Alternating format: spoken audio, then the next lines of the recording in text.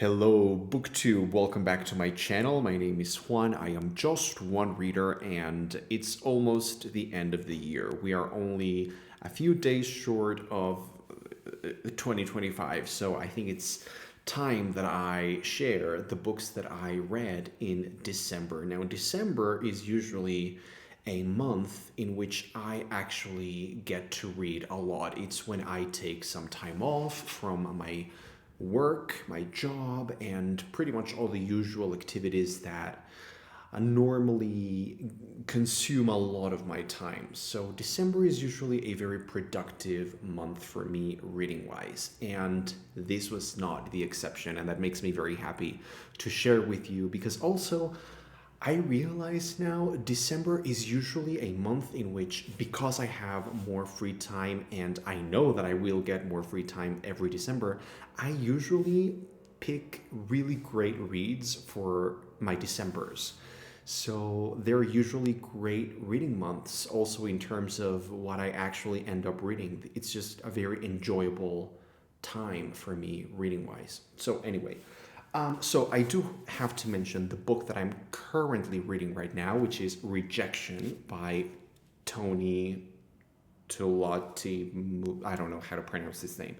Um, this is amazing, but this book I only just started it this morning, so I don't think I will be finishing this up before 2025. So I won't be mentioning this in my best of the year list, which is the next video that I will be filming after this one. I think just based on the first story that I have read from this book, I can tell that this would be among the best of the year. But because I've only just started it, I don't want to include it in a wrap up. I also won't include it in my end of the year list because I don't think I will be finishing this in time. Although, well, who knows? I won't be making any promises. But anyway, that's what I'm reading right now. Anyway, okay, so December. The first book that I completed in the month of December was in Spanish, actually. So the title in English is Psychoanalysis, an Impossible Profession, or The Impossible Profession.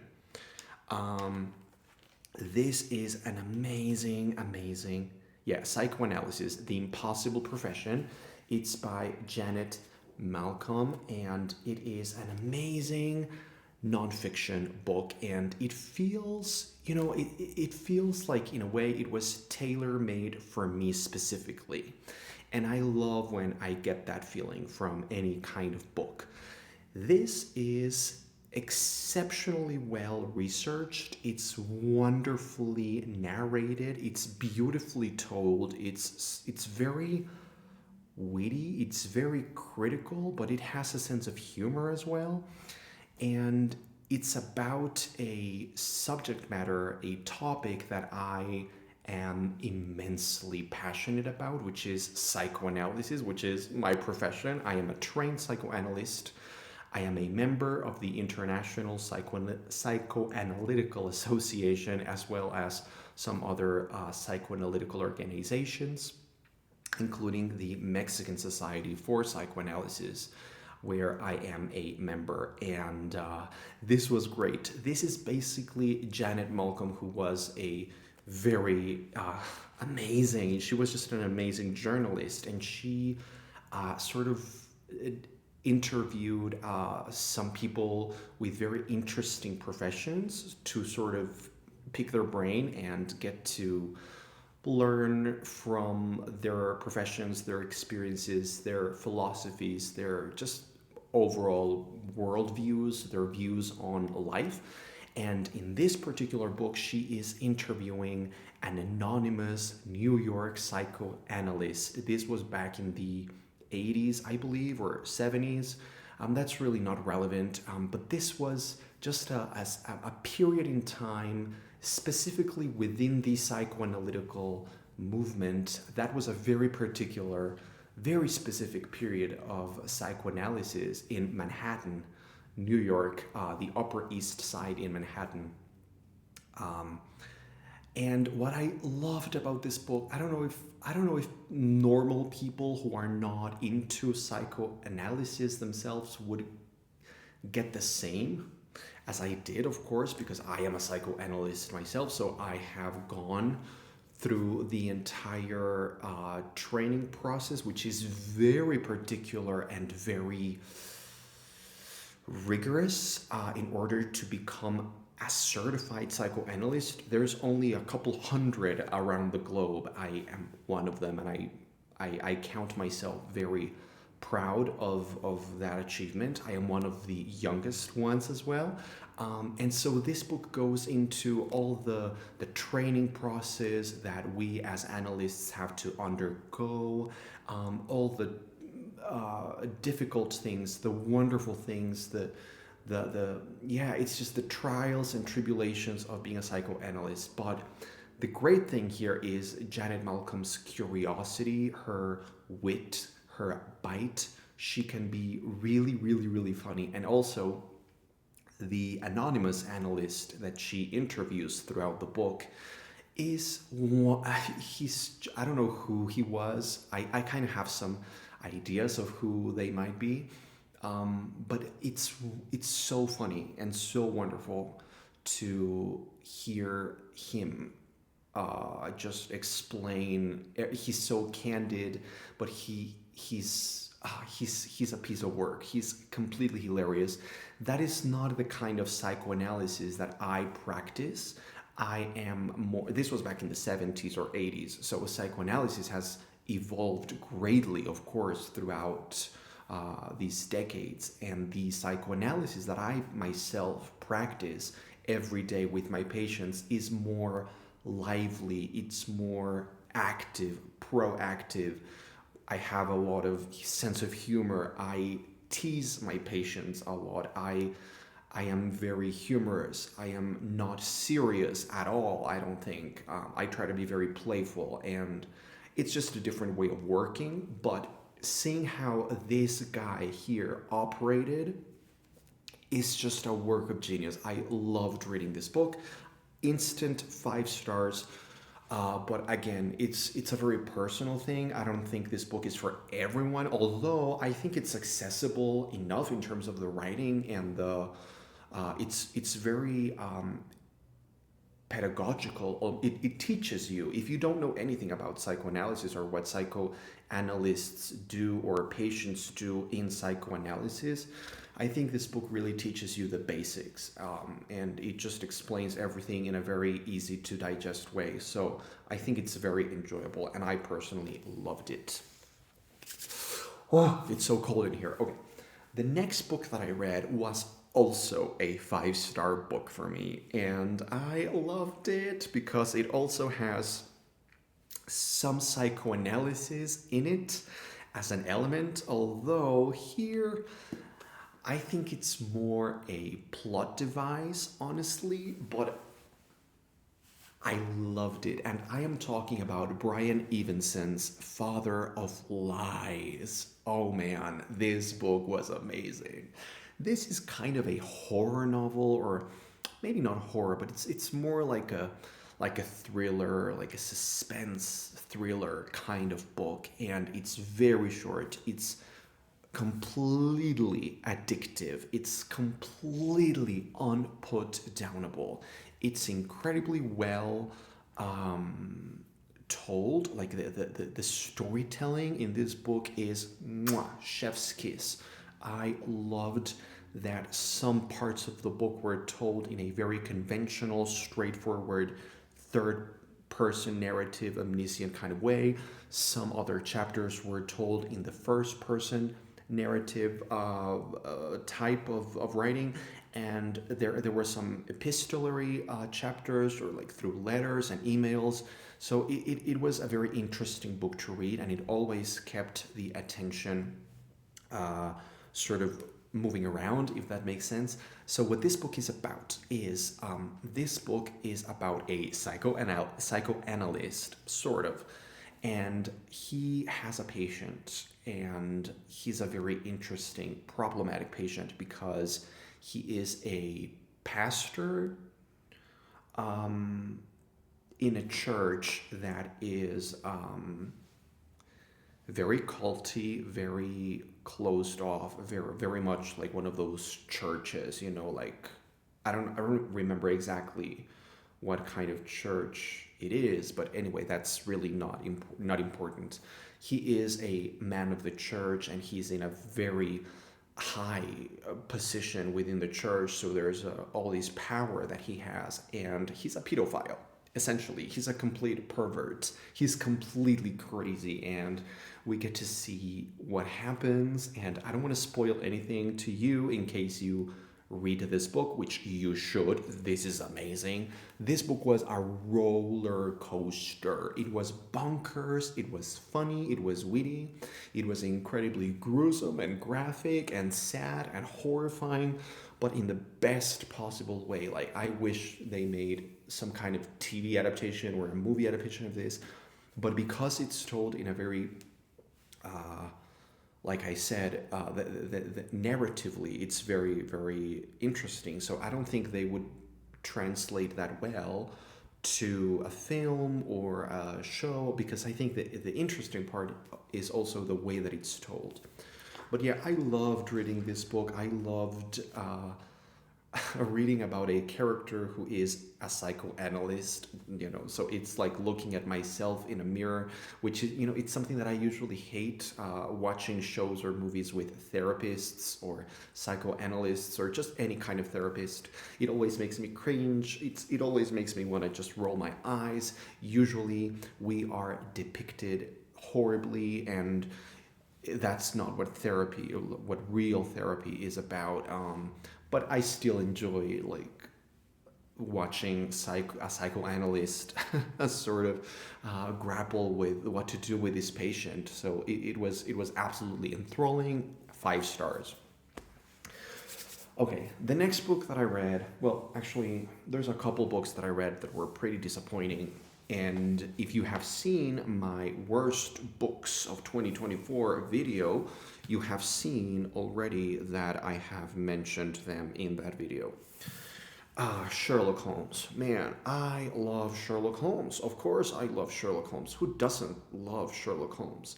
I love Sherlock. I am a big fan of Arthur Conan Doyle's writing style. I absolutely love it. I love the characters, Sherlock, Watson, some of the other secondary recurring cast members, if you will. I love them as well. I usually love the thrill and the ambiance and the Victorian London fog, that's usually there. I love Sherlock Holmes. The problem was, this particular novel that I read, which, by the way, I didn't say the title, it's The Valley of Fear.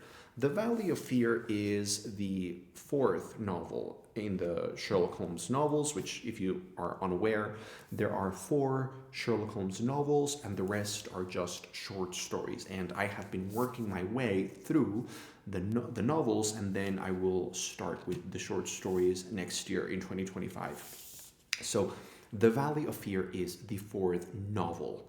And my big problem with it was the novel is clearly divided in 2 halves. The first half is great. It's Sherlock, Watson, a couple other detectives and policemen and whatever, trying to figure out what the hell happened to this man who was brutally killed in this wonderful manor house that actually has a moat around it. It's great. It's amazing. And then the worst thing happened. Arthur Conan Doyle decided to sort of give us a backstory, which is way too long, and it's overly complicated, supremely boring. I was bored to tears. This backstory sort of gives us the elements that we needed to solve the original mystery that we were interested in. And so that sucked. This sucked ass. Because the first half of the book was amazing, but then when we get the backstory, Arthur Conan Doyle takes us to America, the Wild West. It's appallingly boring. I wanted to cry. I was waiting for it to end. And when things get solved, I just didn't really care anymore at that time, at that point in the story. So this was a very disappointing book. It's a book that has some great opening chapters, and then it just completely died. So Sherlock Holmes, The Valley of Fear, I would say it's like a 2-star book, and I feel so badly about that because it's Sherlock Holmes. Like, ugh. Anyway, then I read another book that was just bad. I actually DNF'd it, so I shouldn't even count it as a read book because I did not finish it. But I will mention it here in this wrap up because this book was seriously undercooked. Yeah, that would be my one word review of the book. Undercooked, underdeveloped. And I am talking about Fable Haven by Brandon Mole. This is a book that everyone, well, not everyone, but many people adore. And when I look for recommendations of what good fantasy middle grade books to read, usually this is one of the books that people bring up. I don't know, man. Maybe I'm just too old now. I mean, I'm not really that old. I'm not old. Sometimes I feel old, but I'm not really old. I hope I don't look old either. But maybe I am too old to be reading this kind of shit because this just felt mind-numbingly mediocre. And no, I don't think it's me. I genuinely think it's the book's problem because I can read middle grade fiction and be completely taken by its spell if it's done well. But this just did not really do it, man. No, this didn't really have anything going for it. The writing was absolutely unremarkable. The characters were pretty obnoxious and just boring. There was no real story going on. There was never a sense of excitement going on in the plot. It's a book about nature and magical creatures and that kind of thing. I am not interested in that at all. I don't care about nature. I don't care about real nature. So I care even less about fictional nature. I really don't care about those things in books. So this book just sort of, I read like 300 pages of this book, just completely flabbergasted. I was like, why? This book is about nothing. So no, I put it down, and you know what? I am a better person because of that choice. Because then I read probably the most interesting, wonderful, surprising, the best written book I think that I have read in years. It's honestly, this is the revelation for me of 2024, and I cannot wait to share my best books of the year video with you because this will be probably, I mean, I don't know if number one, but certainly number 2 or 3. I mean, this was just absolutely mind-blowing, and I never ever thought I would I would become obsessed with it as I did. People have been telling me about this book ever since it came out. It's a Mexican book. It's a book set in Mexico with real Mexican characters in a real Mexican setting with Mexican words. I mean, it's told in the most Mexican possible way. And sadly, it's a book about being Mexican today, especially for some very unfortunately marginalized communities. But anyway, the book that I'm talking about is Temporada de Huracanes, Hurricane Season by Fernanda Melchor. This is an absolute work of genius, and it, of course, receives 5 stars from me, if not more. There's really nothing I can say.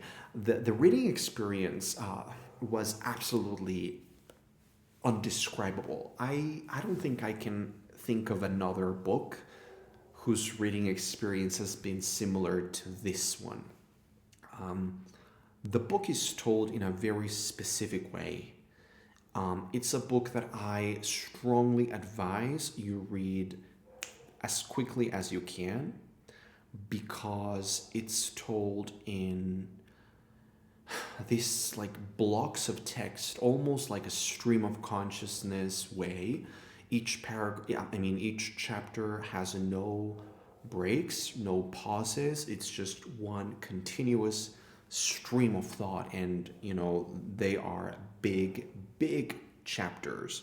But that's the way that you should read them in one go with no stops, no breaths, no pauses, no going to the bathroom. No. This is a book that you have to read when you have the time, which is really, I mean, it doesn't sound like I think I'm making it sound like the book is a chore to read, and it's really not. The book is actually extremely short, but you have to devour it. You have to let it consume you. So you have to consume it very quickly. That's my experience, and that's what I would advise you to try as well, because it worked wonderfully well for me. So the book pretty much looks like this. So it's just stream of thought, stream of consciousness kind of writing. It tells a story. I don't want to spoil it because it's a very it's wonderful to get to discover the story as you read on. It sort of starts unfolding, and the author Fernanda Melchor, sort of makes sure that you get all the information that you need. There's a lot of repetition. It's basically the same story. Everything that led up to the homicide, the assassination of this character in this town in Veracruz, which is here in Mexico, and in a very very marginalized town in Veracruz. And it's all the events that led up to this character's brutal killing, essentially. And the story, like I said, is told in each chapter. We get to follow a different point of view, kind of, or a different character, if you will. And there's a lot of repetition because in each chapter we get to see the same story from another point of view, from a different character's point of view. So there's a lot of repetition, so you never get lost. It's a very easy to follow story, actually. It's very easy to follow. You never get lost. Sometimes you get a little disoriented, but that's part of what you should feel. In the end, everything makes sense, and I don't think there's room to not understanding the story. So it's very easy to read. But the language is really what really soared. When people say, "Oh, the writing style soars," it's true. The writing style here soars through the heavens. It's amazing. It's realistic. It's poetic as well. It's completely straightforward. There's no embellishing or sugarcoating. It's just reality as it is. And it's completely brutal and beautiful. The writing is like nothing I've ever read before, I think. It made me think a little of Gabriel Garcia Marquez, but I much prefer this, actually, because I do have some problems with Gabriel Garcia Marquez. I often find his style boring, beautiful, and sort of precious sometimes, but I just don't connect with his writing. But here, with Fernanda Melchor's writing in this book, Hurricane Season, Temporada de Huracanes, it was perfect. It's perfect. It's the way that real Mexican people talk.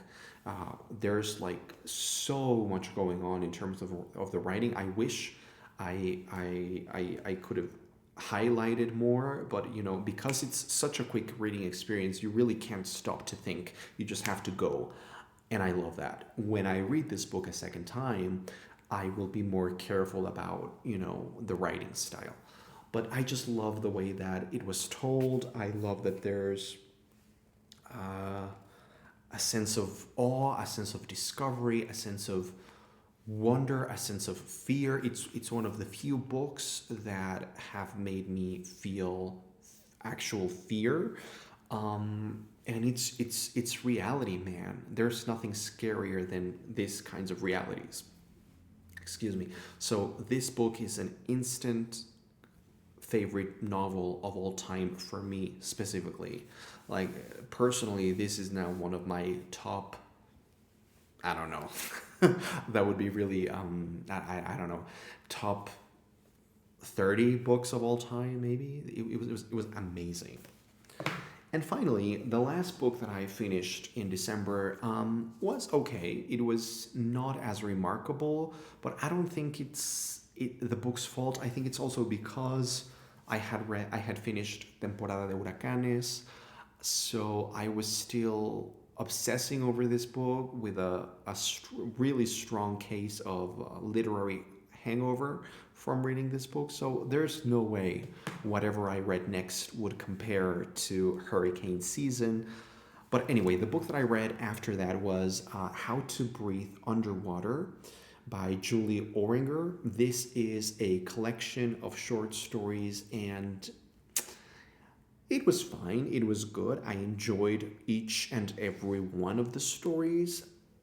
There's a couple in there that really resonated with me emotionally, especially the ones that have to do with cancer, because that is something that is going on in my family right now. So, of course, that is something that hits incredibly close to home, like quite literally. But yeah, I think all of the stories here were enjoyable. They were easy to read. They had a sense of rhythm. They had interesting characters, interesting plots. They were short. They had a resolution. They had a climax. I was never bored. I found myself engaged while reading them, but ultimately, I think they were fine. Like, they were not remarkable. It's not like the same feeling that I have gotten when I have read some of my favorite short story collections, like, for example, George Saunders's short story collections, 10th of December, or Liberation Day, or Civil War Land in Bad Decline, or Pastoralia.